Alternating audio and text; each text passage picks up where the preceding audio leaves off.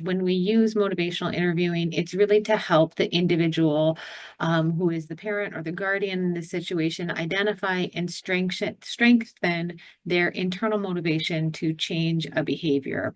And we always want to come at a situation like this with the idea that we are partners in helping to keep children safe, and we want to foster a collaborative and empathetic environment as much as we can. Some of the core skills that we use in motivational interviewing are open-ended questions, which I think Dana and Sarah showed beautifully, with a lot of tell me more about what are your concerns versus yes and no questions. We use a lot of affirmations when we're speaking with motivational interviewing, reflective listening, and a lot of summarizing. So along the far side of the screen are the tips for kind of the brief points about motivational interviewing is just like Dana and Sarah showed us, asking what the concerns or questions that the parent or guardian had that led them to schedule this appointment. And that gives them that permission to speak without feeling judged. And we sometimes people even using the word concern may feel a little bit judged. So just asking what was their motivation for coming in and scheduling their appointment to answer any questions.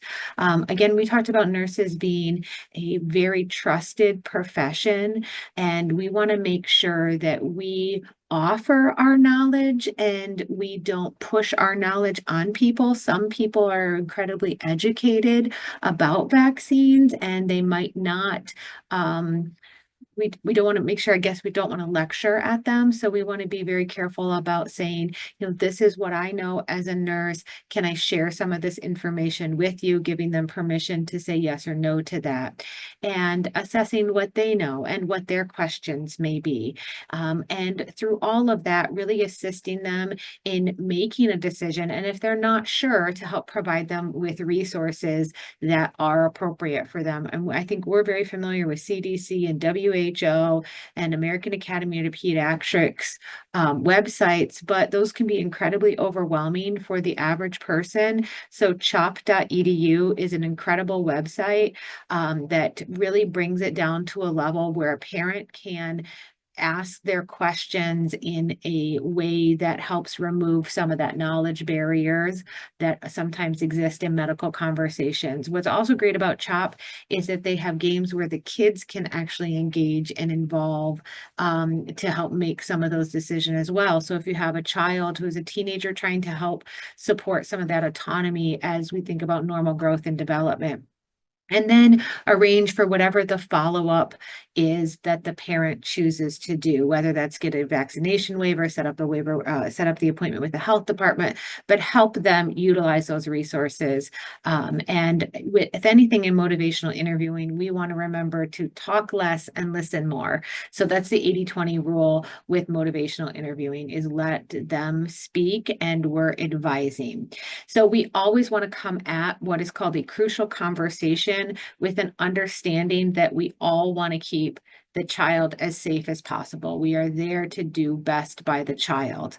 Maybe not agree with the decision the parent makes, but again, our worldview is the same as theirs, is we want to make the child as safe as possible. And we really want to avoid the scare tactics that they'll see on TikTok or on Instagram or wherever they're keeping, where they hear some of those immunization horror stories. So we want to keep the conversation focused on the goal of keeping the child safe. Recalling that 90% of what we say is not what we say, it's how we say it. So remembering that we're demonstrating active listening and making sure that the parent feels heard and understood when they are speaking. And when there are misunderstandings, we're gently correcting those misunderstandings with evidence and saying, the vaccines actually are really safe, and we can, bring up the discredited Wakefield studies and making sure that we're correcting common misunderstandings, and then encourage everybody to ask questions. So one of the keys with crucial conversations is be curious, not judgmental. So I'm curious what makes you hear, I'm curious what your questions are versus a judgmental type motivate, or excuse me, a judgmental conversation. So we really just want people to ask, and then ultimately it is their decision.